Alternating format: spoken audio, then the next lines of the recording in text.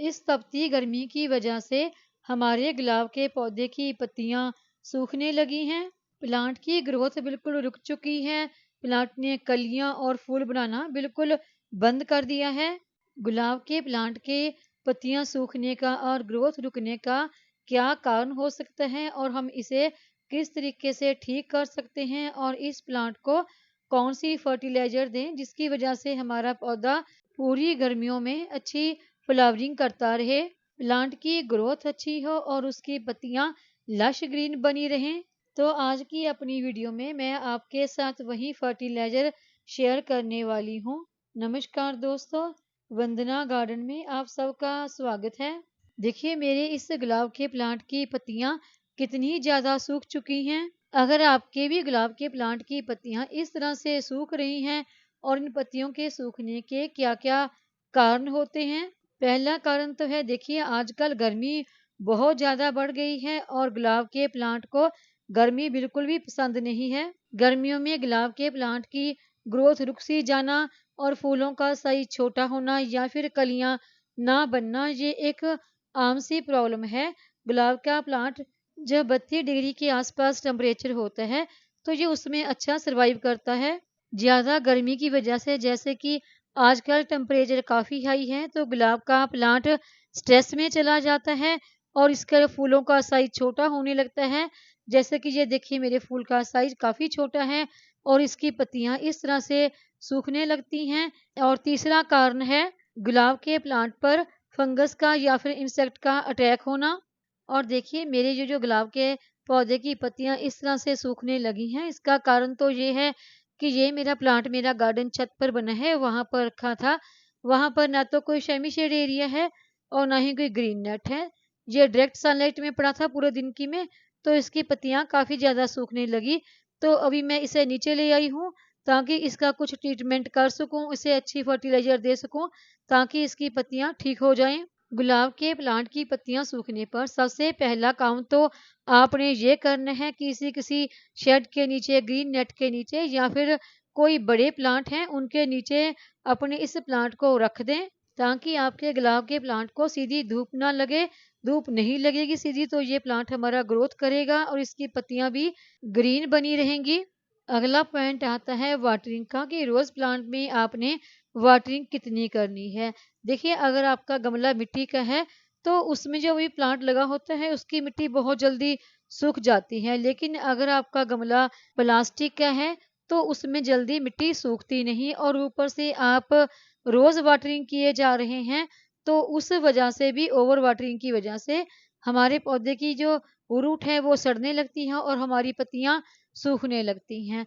तो जब भी आपने वाटरिंग करनी है तो गमले की मिट्टी को एक बार चेक करके देखें। अगर आपके गमले की मिट्टी सूखी है तभी वाटरिंग करें, अगर गमले की मिट्टी गीली है तो वाटरिंग ना करें। और दूसरा, अपने गमले के ड्रेन होल को हमेशा चेक करते रहें, ड्रेन होल ठीक होना चाहिए। अगर गमले का ड्रेन होल बंद हो जाएगा और जो आप वाटरिंग कर रहे हैं वो गमले के बीच में ही रुकी रहेगी तो उस वजह से भी प्लांट में फंगस लग जाता है और हमारे प्लांट की पत्तियां इस तरह से सूखने लगती हैं।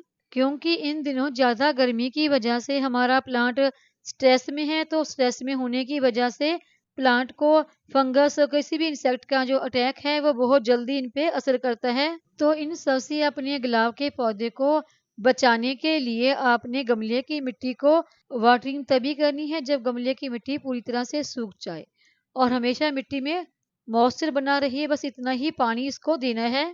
और अगला पॉइंट आता है कि इस समय हमने इस प्लांट की किसी भी ब्रांच की कोई भी प्रूनिंग या काट छांट नहीं करनी है, क्योंकि इस समय गर्मी की वजह से हमारे प्लांट की हालत पहले ही काफी खराब है।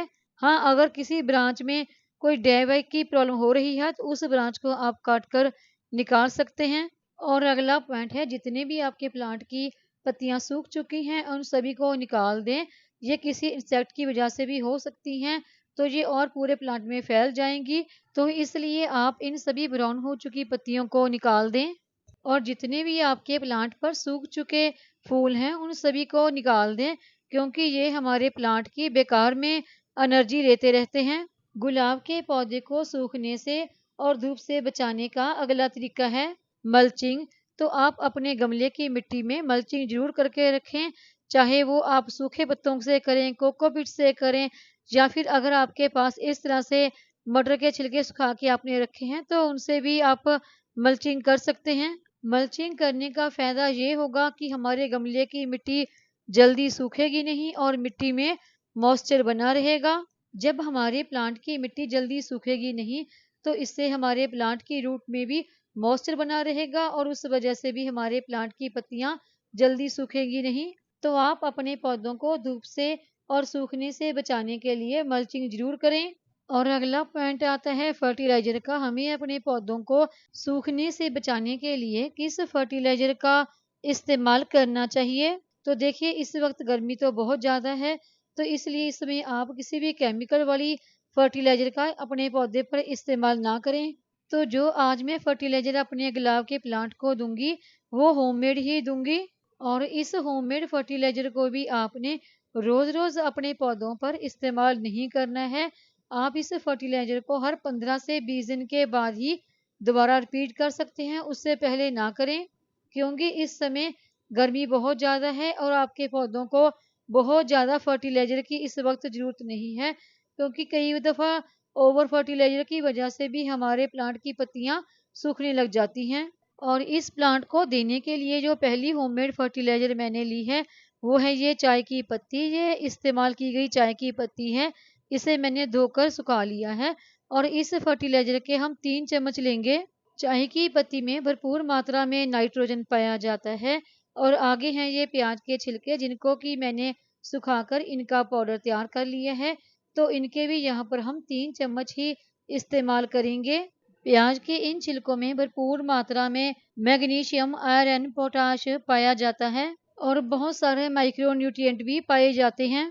पोटाश हमारे पौधों को स्ट्रेस में जाने से बचाता है और ये सीवीड का काम भी करती है। और आगे लिया है ये मैंने हल्दी पाउडर, इसका मैंने 1 चम्मच से थोड़ा सा कम लिया है। हल्दी हमारे पौधों में होने वाली फंगस और कीड़े मकोड़े को दूर करेगी। इन सभी फर्टिलाइजर को हम अच्छी तरह से मिक्स कर लेंगे। ये हमारे पौधों के लिए एक बहुत ही बढ़िया फर्टिलाइजर बनकर तैयार हो गई है। इस फर्टिलाइजर को आप अपने पौधों पर हर 20 दिन के बाद दोबारा रिपीट भी कर सकते हैं।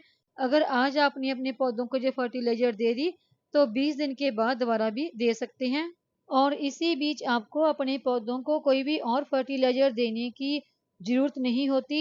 बार बार अपने पौधों पर किसी भी फर्टिलाइजर का इस्तेमाल ना करें। किसी भी फर्टिलाइजर का आपने अपने पौधों पर इस्तेमाल करना है तो वो आप शाम के समय ही करें, दोपहर के समय किसी भी फर्टिलाइजर का पौधों पर इस्तेमाल ना करें। और अगला पॉइंट है कि इस समय जब हमारा प्लांट स्ट्रेस में होता है तो उस समय हमारे पौधों को कोई भी फंगस या इंसेक्ट वगैरह बहुत जल्दी लग जाते हैं। तो उनसे बचने के लिए आप किसी भी केमिकल का स्प्रे ना करके नीम ऑयल का स्प्रे भी आप अपने पौधों पर कर सकते हैं। आप अपने घर में रखी कुछ चीजों का इस्तेमाल करके भी इंसेक्ट से छुटकारा पा सकते हैं। तो उसके लिए आप 1 लीटर पानी में 1 चम्मच से थोड़ा सा कम बेकिंग सोडा, जिसे कि मीठा सोडा भी कहा जाता है, जो हम अपने किचन में इस्तेमाल करते हैं, डाल दें और इसका हम अपने प्लांट की पत्तियों पर स्प्रे करेंगे। और स्प्रे करने के बाद आपने प्लांट को सूरज की धूप में नहीं रखना है। कम से कम 1 दिन के लिए आप अपने प्लांट को छाया वाली जगह पर ही रखें, ताकि हम जिन चीज़ों का अपने प्लांट पर स्प्रे कर रहे हैं उसका हमारे पौधों पर अच्छी तरह से असर हो। और इस स्प्रे से हमने अपने पौधे को अच्छी तरह से नहला देना है। अगर आपके प्लांट पर इंसेक्ट ज़्यादा लगे हैं तो आप इस स्प्रे को 1-2 दिन छोड़कर दोबारा भी रिपीट कर सकते हैं। अगर आपके भी पौधों की पत्तियां इस तरह से सूख रही हैं तो आप भी मेरी बताई हुई इन कुछ बातों का ध्यान रखें और अपने पौधों पर होममेड फर्टिलाइजर का इस्तेमाल करके आप भी अपने पौधों को सूखने से बचा सकते हैं। उम्मीद है आपको मेरी ये आज की वीडियो पसंद आई होगी। वीडियो पसंद आई हो तो वीडियो को लाइक, सब्सक्राइब, शेयर और कमेंट जरूर करें। बेल आइकन को दबाएं ताकि मेरी आने वाली हर नई वीडियो का नोटिफिकेशन आपको मिलता रहे।